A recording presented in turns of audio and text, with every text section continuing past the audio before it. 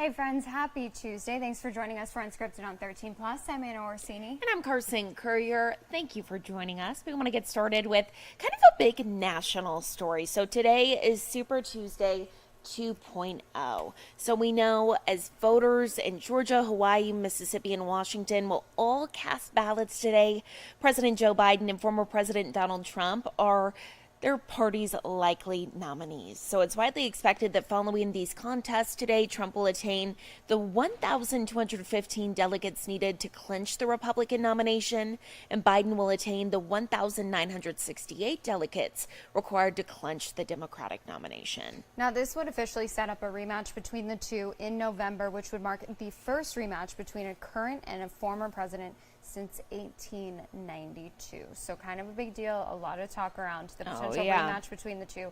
Of course, that's something that we will be keeping a close eye on today. And turning now to some news in our economy. This morning we learned consumer prices in the United States picked up last month.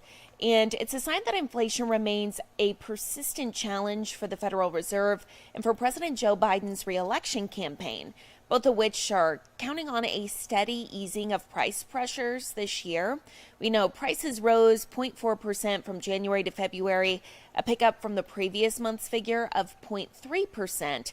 Compared with 12 months earlier, consumer prices rose 3.2% last month, faster than January's 3.1 annual percent pace. Something else we're keeping an eye on today, Eric Rittenauer will be back in court. That's the man accused of setting fire to two historic churches in Douglas. He's expected back in court this morning. It's for a second competency evaluation after a federal judge ordered a second opinion back in January.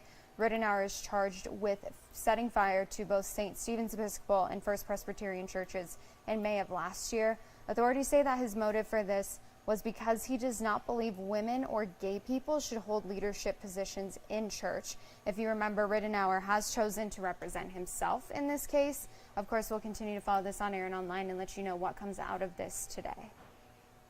Something else we're keeping an eye on, we are expecting to hear from head coach Tommy Lloyd and one of the players on the Arizona basketball team here in about 30 minutes. That's ahead of the Pac-12 tournament. The Wildcats are coming off a loss over the weekend to USC, but heading into Las Vegas, the Cats are in a pretty good spot as the #1 seed.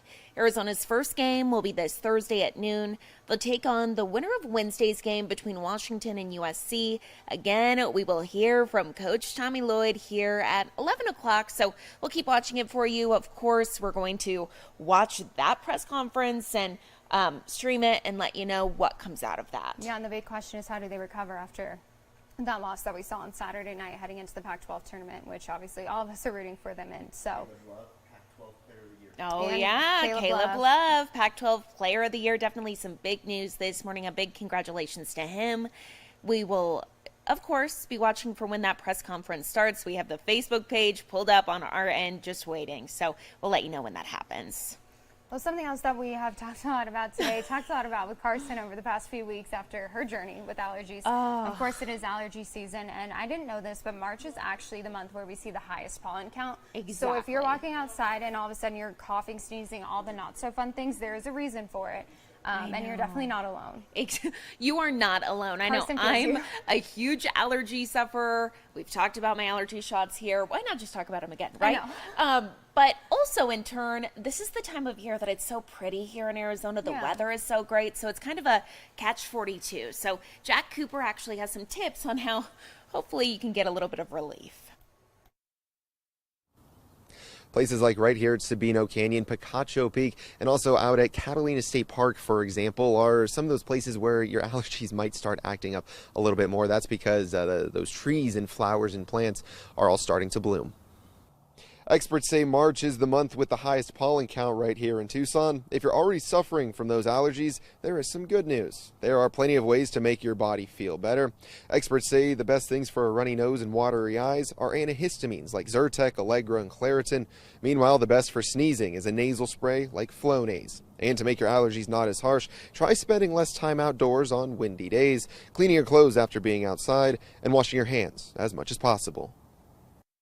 we just want to make sure our patients are protected even ahead of time, especially if they know they're susceptible to allergies. So ideally, if patients can begin therapy about 2 to 4 weeks in advance, that'll actually help them so that during the full-blown allergy season, they have minimal, if any, symptoms at all.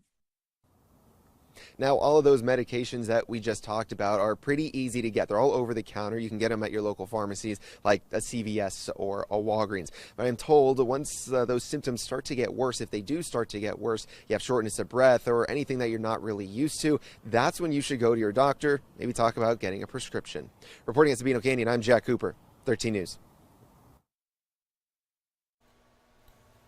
And it is gorgeous out there.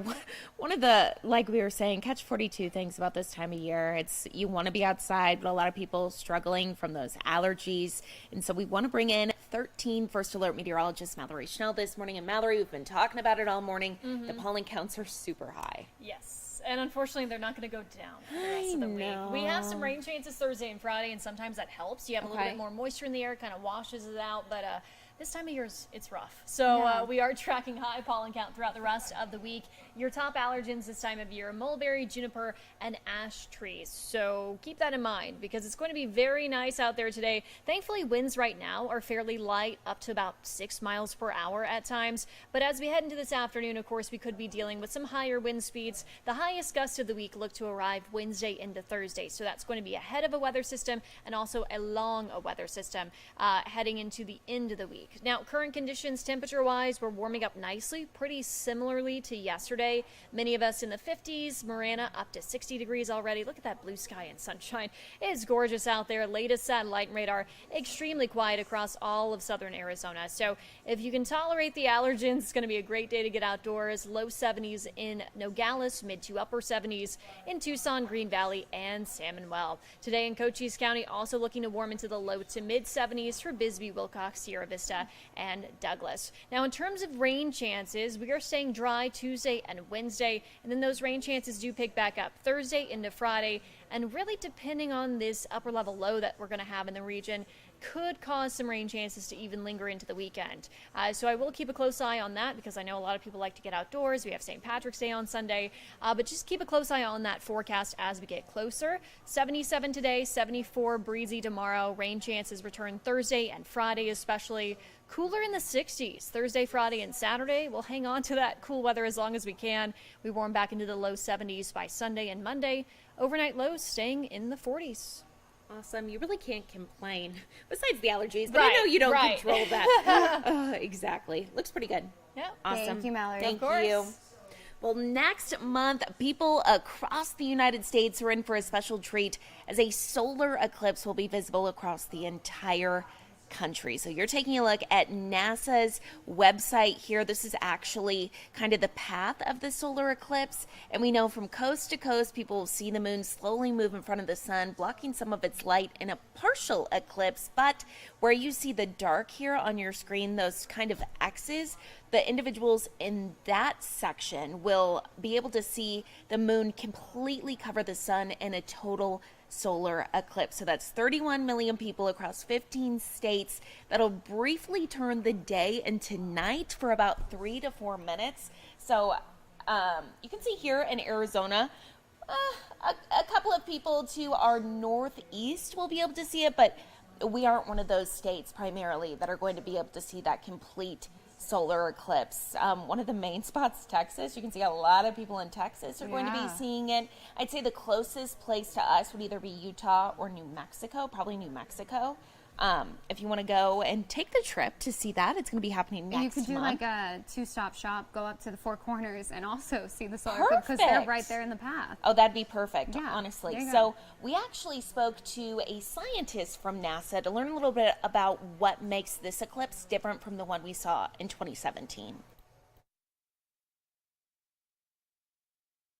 First, just to get started, so in about a month, we're going to see a total solar eclipse. So tell me a little bit about what happens and what we'll see. So in April 8th, we will have moon passing right between the Earth and the sun. And the moon will cast a shadow on the surface of the Earth.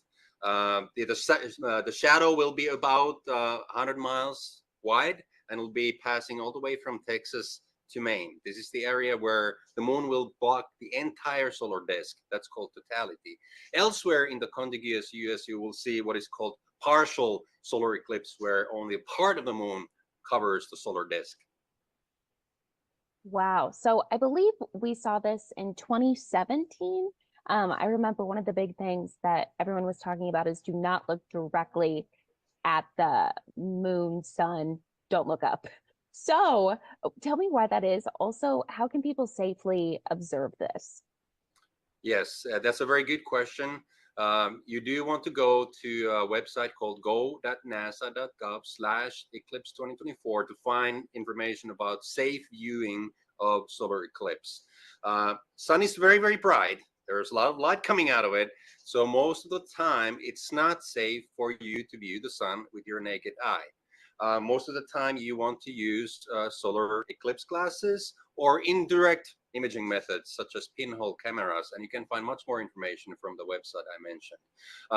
There is one single occasion when it is safe to view the sun with your naked eye, and that's right in the middle of the totality.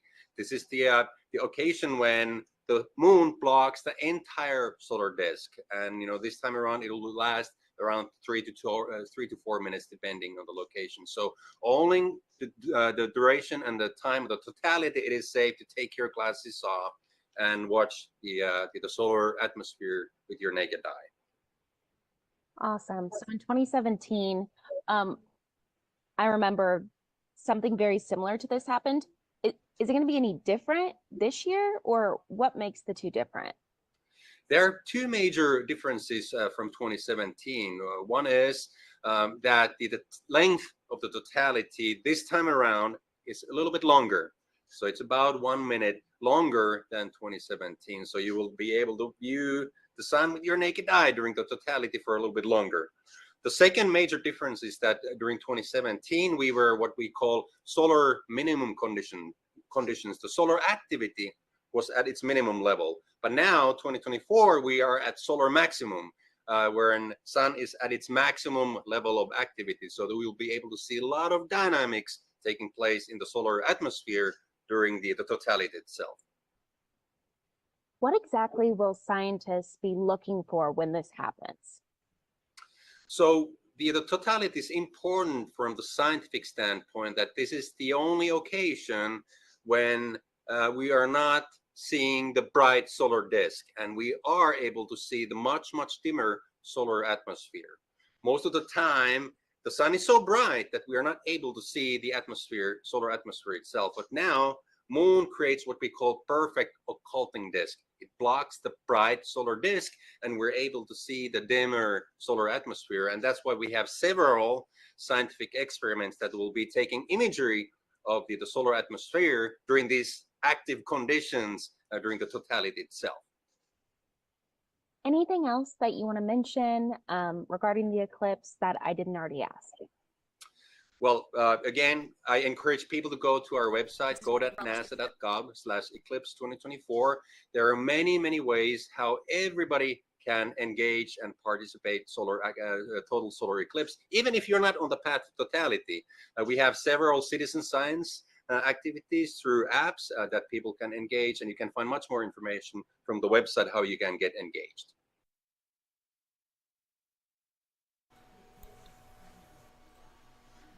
Well, check this out. You may not know this, but today, March 12th, is actually Equal Pay Day. It's interesting because every year it actually falls on a different day. The symbolic date represents the number of days that women have to work in the current year just to make the same amount of money that men made in the prior one. That means to make 12 months worth of a man's median wages, a woman has to work about 14 and a half months. In actual dollars and cents, women earn 84 cents to every dollar a man makes, according to the National Committee on Pay Equity and the Equal Pay Today campaign. So the most significant pay gaps are among financial managers, retail salespeople, and education and childcare administrators. The narrowest gap is among cashiers, and there is still a lot of work to do, but in general, the pay gap is narrowing. For example, today, we're celebrating Equal Pay Day on March 12th, but back in 2005, Equal Pay Day was April 15th. So it took a lot more for women to reach that same margin as men when it comes to equal pay. So happy Equal Pay Day, and here's to hoping that one day we won't have to celebrate this at all.